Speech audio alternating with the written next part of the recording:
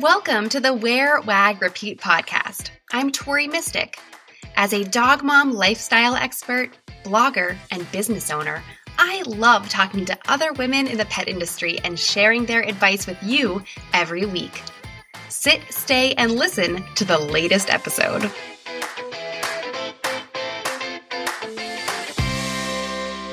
On this episode, I'm talking to Jio and Taylor, a team of dog trainers who've created an in-your-face brand that embodies the fun and positive approach they bring to dog training. After just over a year and a half in business, they've built a strong customer base. So they could continue to serve those customers and their dogs during the pandemic, Jio and Taylor created online training packages that include group classes over Zoom, private consultations, and one-on-one DIY training. They say that virtual dog training has actually enabled them to address behavioral issues that would be harder to deal with in person. Are you curious about taking your own pet business virtual? It can open up a world of possibilities. On this podcast, I've asked over 100 women what their favorite tools, apps, and resources are to run their pet industry businesses. Discover over 150 apps, tools, and even the best squeaker toy to get the perfect doggy photo. It's all in the Wear, Wag, Repeat resource guide. The guide is totally free. Just go to wearwagrepeat.com/guide. That's wearwagrepeat.com/GUIDE. Giovanni Alcaide and Taylor Barconey are the women behind Smart Bitch Modern Dog Training. It's a female, minority-owned dog training company based in New Orleans, dedicated to educating dog owners on the best and most effective ways to train dogs using all positive reinforcement methods. These smart bitches, as they refer to themselves, are both CPDT-KA and fear-free certified animal trainers. And their services cover all facets of dog training, from basic obedience with puppies to severe aggression rehabilitation with adult dogs. No matter the challenge, Jio and Taylor always offer their clients a unique quality experience. If you'd like to experience their services yourself, they've recently expanded to offer new training services online, so anyone can be a smart bitch. Hey guys. Hello. How are you today? Doing really good. Keeping busy. It's been good. It's kind of a wild year, but we're keeping our heads above water. So. Yeah, it's like a really wild year. So let's just dive in. I'm sure anyone who listened to our bio, they're not used to me calling someone a smart bitch. So can you just go ahead and tell us why you came up with that name? Yeah. So Smart Bitch was born, we came from a daycare background. Our background was a little shaky, to be honest. We didn't have the best experience coming up to become trainers. I wouldn't change it too much for anything, because I think it really made us who we are. But it was born out of us wanting something that really identified with our personalities and the experiences that we'd been through. So Smart Bitch was born, we wanted something quite literally. I remember saying to Taylor, I want our business name to punch people in the face, but in a good way. And so, and taking ownership of the word bitch, a bitch is a female dog. A lot of people don't use that word, even though, we're all in the doggy industry. And I was just like, well, let's do it. Let's take it. Let's run with it. It was definitely a risk. But it was a good risk. I'm very happy to be a smart bitch.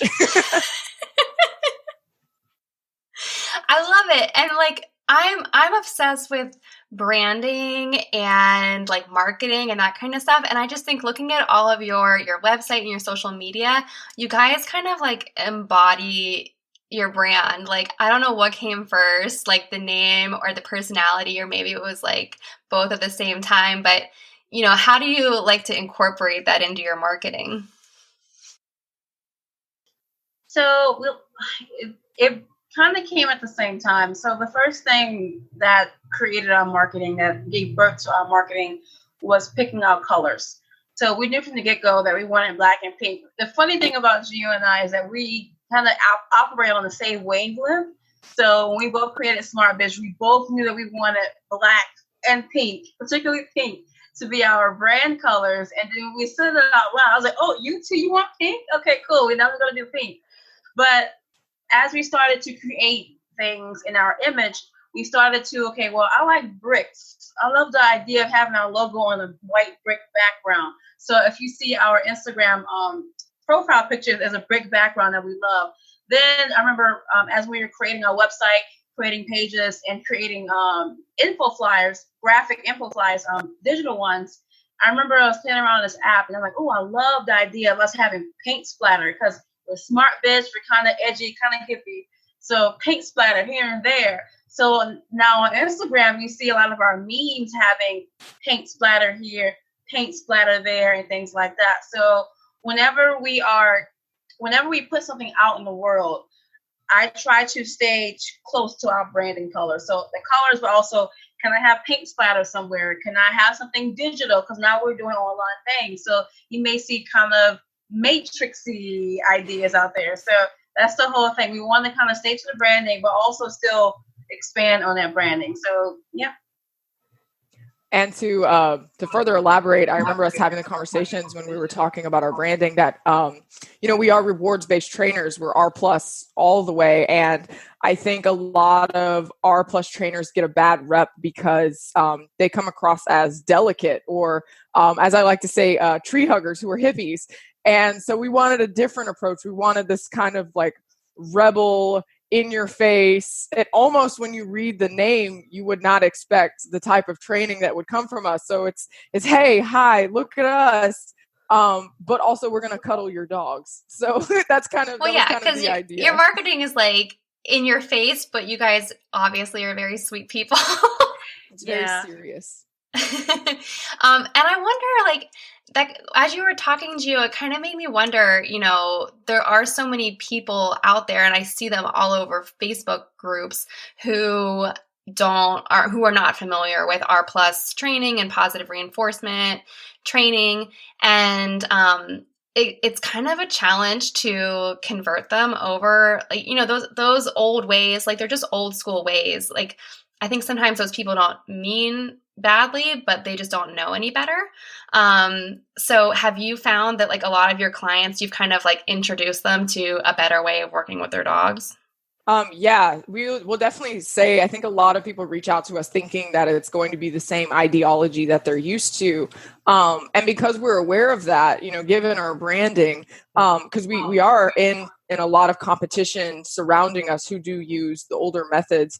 And so we wanted to be able to pull in that same client and the clientele and educate them on the newer types. And so that's actually part of what we do. All of our new or private clients, they all go through this process where we literally we call it the brain melt, where we teach them, this is the way of things, this is why, this is how. Essentially, we teach them even, down to, some learning theory, just because we find that it's really important in order to shape their minds to treat their dogs better and to be more concerned about their dogs and to start there. So yeah, absolutely. We get a lot of converted people, and we're very happy when they're surprised by the results. I think that's probably the most popular reaction, is just like, wow, you guys really know what you're talking about. We're like, thanks. Yeah, what do you know? Two girls actually know what they're talking about. So could you guys tell us a little bit about how you got into dog training? You said at the beginning that it was like kind of a rough start, but Taylor, maybe you can tell us like how you got interested in dog training? I was interested in dog training primarily because I wanted to give my dogs a better life. It sounds really corny, but several years ago, I realized that there really weren't that many trainers out there who seemed to understand or market well enough about complex behavioral issues. Both of my dogs, they both have very unique issues that I found that was really difficult for me to address And I felt like no trainer in the area really knew how to address them. So, for example, one of my dogs, Sashi, I still have her to this day, she can be leash reactive. And I always felt, you know what? Well, what I've done so far hasn't worked. What I've found online, so you guys are doing the exact same thing that I was doing. So clearly, I need to find someone who can help me. And I couldn't find anybody. So I was like, you know what?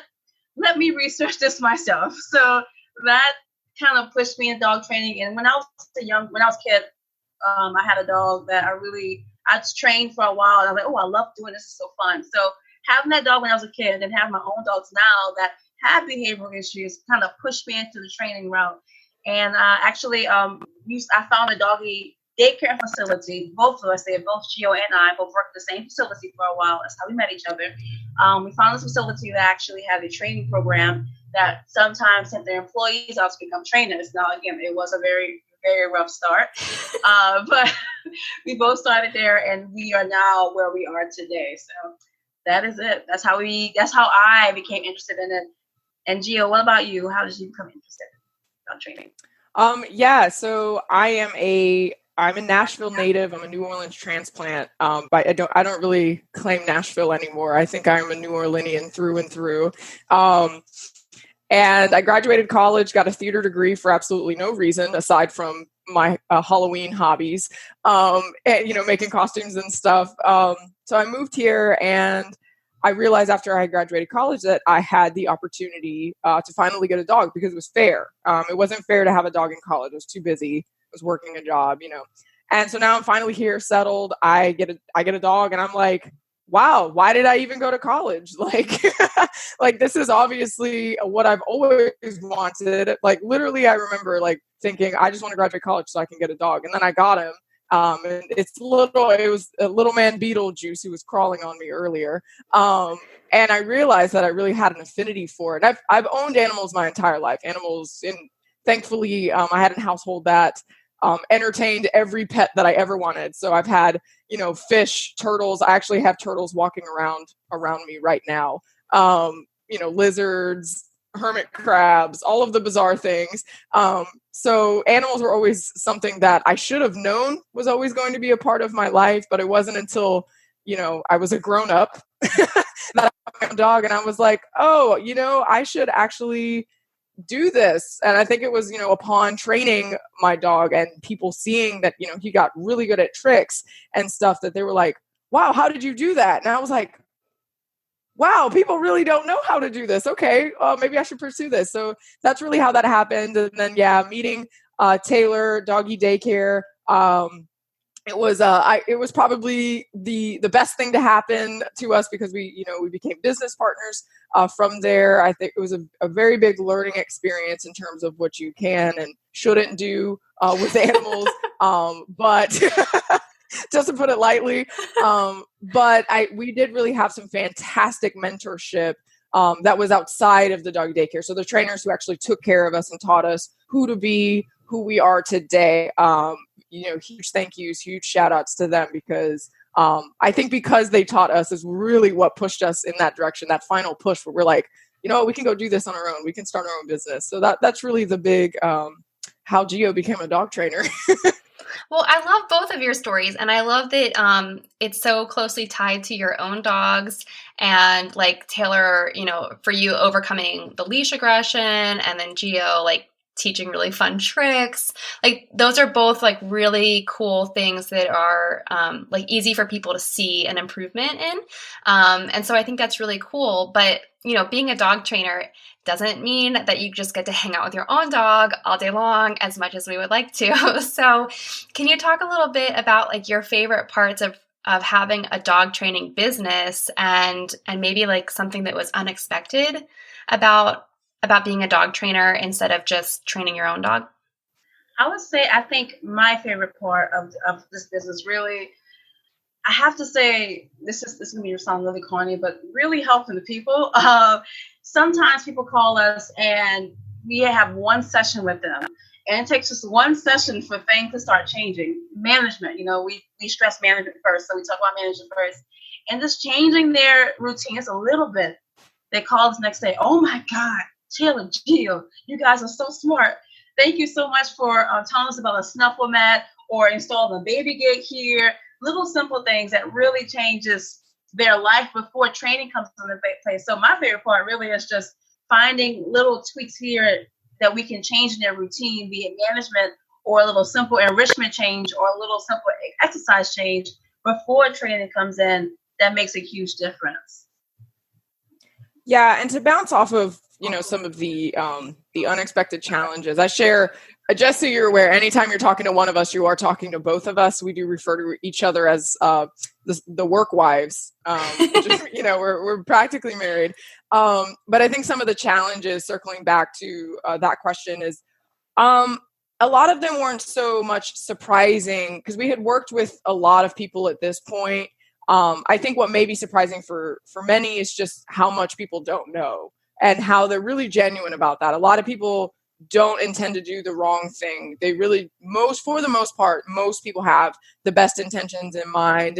And for the most part, if we feel like that's not the case, we probably won't take the client. But people are very genuine. And so we try to stay as open and, science-based, education-based to teach people, hey, here are some of the mistakes that you may have made. It is okay that you made these mistakes because this is not common knowledge that these are mistakes. And in fact, you can go to YouTube or Google and find conflicting answers everywhere. Even Hollywood will give you the wrong answer. So it's really hard to chastise people because they don't know. And we're the people who are paid to be the professionals. Other aspects I think that were difficult, though, Taylor and I, we are very young. And which is to our advantage because we have a lot of, we can take Smart Bitch really far. But we were thrown into creating this business because there really was a shotgun thing. We knew we wanted to make it, and then situations kind of got a little dire more quickly than we were prepared for. So it literally was like it went from a conversation to, this is happening. And so there was a lot of catching up in terms of learning about business, taxes, insurance, social media, marketing. We knew a lot about social media and marketing, but now it was marketing ourselves and presenting a new image that wasn't who we were previously working for. So I think those were some of the challenges that were overwhelming for us. I think the accounting, I do all of the accounting, so I was never good at math in school, so who knew that was going to be an aspect of my life. That is my least favorite aspect of my business too. I just dread going over those spreadsheets and stuff. I hate it. Are you enjoying this conversation as much as I am? Whether you're a longtime listener or new here, I want to thank you for listening in. It's important to me to amplify women's voices in the pet industry. If you want to help me do that, you can leave a review for my show in the Apple Podcast app. Reviews help me get more listeners and book big-time interviews.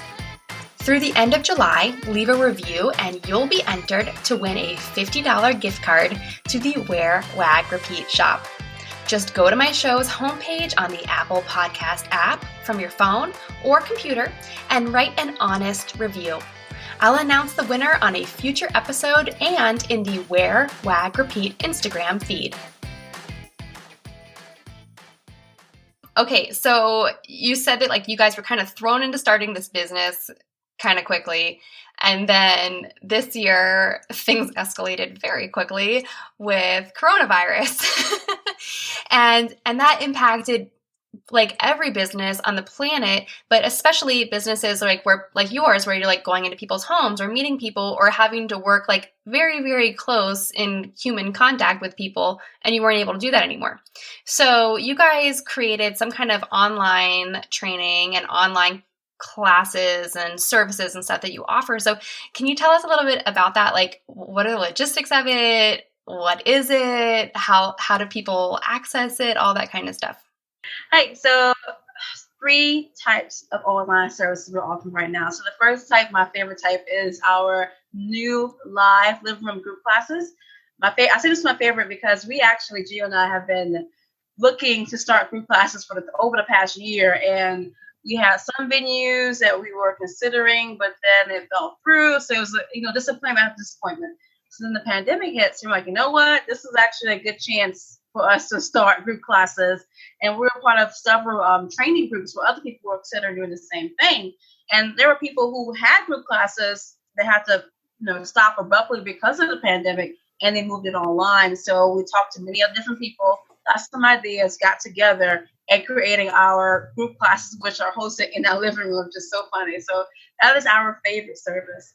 Other two services are the consultation, which is a requirement before you do private training. So we are big about educating our clients, no matter what facet of the services that they're in. So if you're a private client, if you're a group class client, you're going to be educated or get brain melted, we call it, by us at some point. So this brain melt, though, the consultation is a really good way for us to really dive deep and play detective with our clients, with something that people don't realize, that a lot of dog training is playing detective, trying to figure out what is going on in the house that is causing your dog to do X, Y, and Z. So the consultation, virtual or in person, does not matter. Both are very valuable, helps us get a good picture of the situation, and also helps our clients get an idea of what they're signing up for, how training works, but more importantly, how their dogs think. Again, education-wise. So we want to really drive in. Here's how your dog think. Let's talk about behavior. Let's talk about management, enrichment, X, Y, and Z. And then we talk about training. And people are like, oh, wow, this all makes sense. So when they move on to our third service, which is our private training, we call this our digital DIY coaching, do-it-yourself coaching. They are well prepared because we have melted their brains first, and we have turned them into mini trainers themselves. So 3 services: group classes, consultation, and then our private training. Now, to access it, do you want to talk about that? Yeah.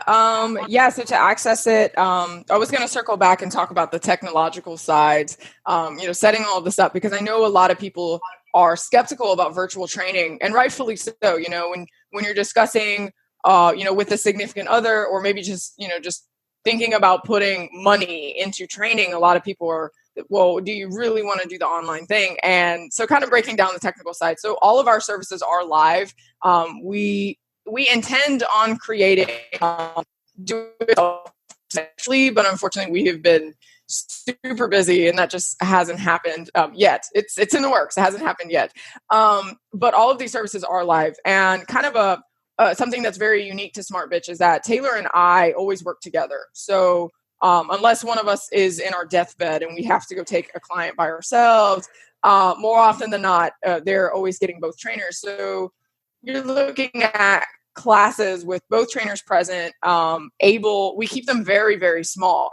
We do not like to cap over 6 people to keep these a very intimate and personalized experience. We're watching every single person in these classes. And then I think the funniest part is that we have transformed our living rooms into essentially studios to work for us. So, I actually set up my laptop on my cat tree, which has a different a webcam that's angled so you can see my whole living room. And then both of our laptops are connected to our TV screens, which are much larger. So we are able to see and depict very closely. We're able to see, the body language of the animal. And that's just like really describing the live living room group class. But the same goes for the private instruction as well.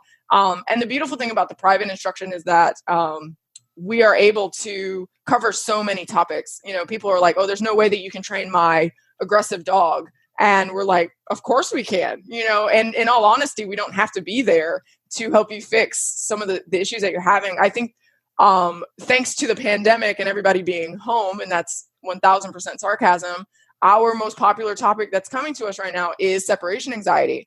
And honestly, the best thing to do is to do this through virtual, because all you need is the trainer in your ear, or on a screen, not an extra body in the room, because that complicates things like on other 2 people there. So there's a lot of benefits. But the other reason for those who are purchasing the private services, they also get a recap of their consultation. So even though we have melted their brain and we can see it by the end of, of the call, they will have a reference that's personalized to them, so that if they have to convey this to a significant other, or if they just need to circle back in a few months, they will always have access to this. We're never going to revoke that access. And same with the coaching session. So it's really cool. And in order to find it, it's our website or just contacting us directly. Most people contact us through Instagram. I think for our virtual services, we have had some people contact us through Facebook. But our website is totally fine. We have forms that we ask people to fill out so we know exactly what we're getting into.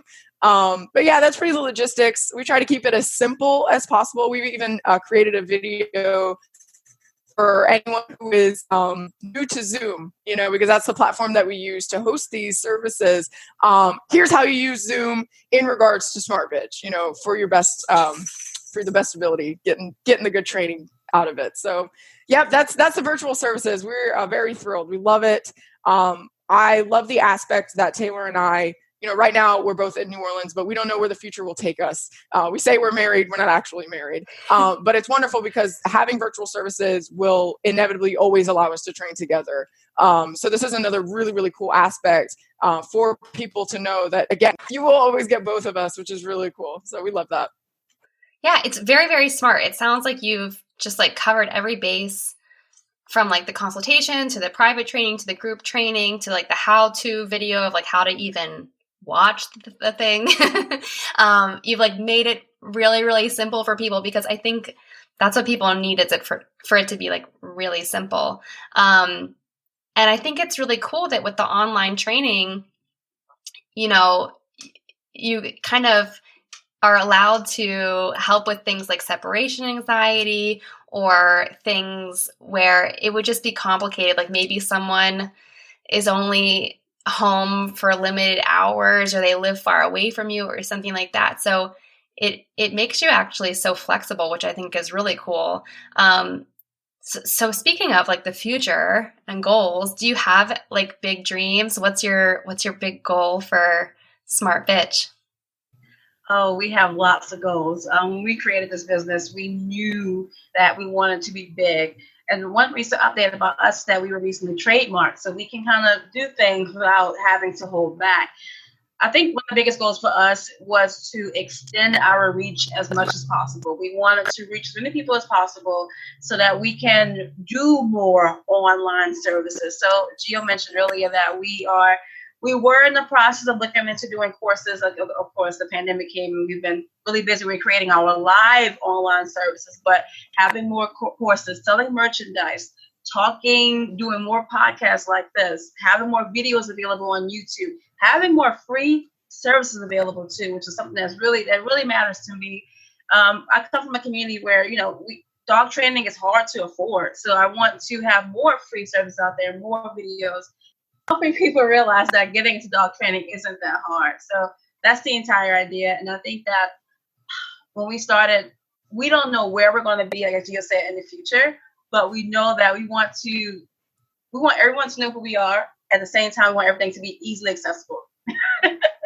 Big dreams. Yeah, I'm bouncing off of that. It was really funny because 2020 hit and, when the new year hits, everybody's like, oh yeah, this is going to be my year of growth.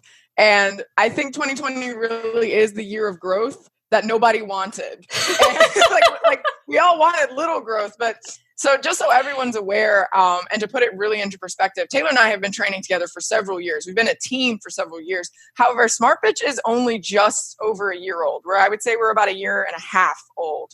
And so 2020 really kicked us in the teeth because we had just done our first round of taxes. And, we survived that. We did it. And then we had to rebuild our business because COVID hit. And it's been really good. It really has been the year of growth, not how we had intended it, but we're very excited to keep pushing forward. Like Taylor mentioned, we specifically got trademarked so that we could start pushing merchandise. But of course, that was put on the back burner. We'll get to it. That's not relevant. People needed dog training. Everyone was stuck in their houses with their dogs barking at them while they were on business Zoom calls. So it was really important that we were accessible and that we found a way to also access people who maybe couldn't afford private training, which is the beautiful thing about our live living room group classes. We tell people all the time that if you are looking for training or if you want to dip your toes in the bitchy waters, you can always test out one of our group classes because it is only $35 to jump into a drop-in class. And you will get so much more information than you could even have, realized. Well, I'm excited for your living room live group training classes. I'm going to try and pop in with my dog Bert because Bert can always use training help. Lucy, on the other hand, Lucy just got her AKC novice trick dog certification. So Lucy is like, she's already a smart bitch. We got to work on making Bert a smart boy. So I will definitely be hopping in. Maybe Taylor, you can hop in and tell everyone where they can find Smart Bitch online, how they can connect with you guys on social. So to find us, we are on Instagram, Facebook, YouTube, and TikTok. Instagram and Facebook are our two most active platforms, and we're fast to respond. So again, Instagram, Facebook, TikTok, YouTube. YouTube in particular, we have hundreds of videos dating back from last year. So this is the beginning of Smart Bitch, of us working with private clients or our day training clients. And you can see us kind of talk to the client, but it's all public. You can see us working with their dogs, working with a range of issues from basics to advanced leash reactivity and things like that. Our YouTube is very needy. You can go through those videos. So you can find just about answers to any problem that you're having. Instagram, we're on Instagram constantly. We are always checking messages. Facebook, we're on Facebook constantly as well. So we are very, very in your face. You will find us. I will say that sometimes social media, Google doesn't let us be great. So if you type in Smart Bitch, it won't come up. But just type in Smart Bitch Dog Training or Smart Bitch Dog. You will definitely find us, okay?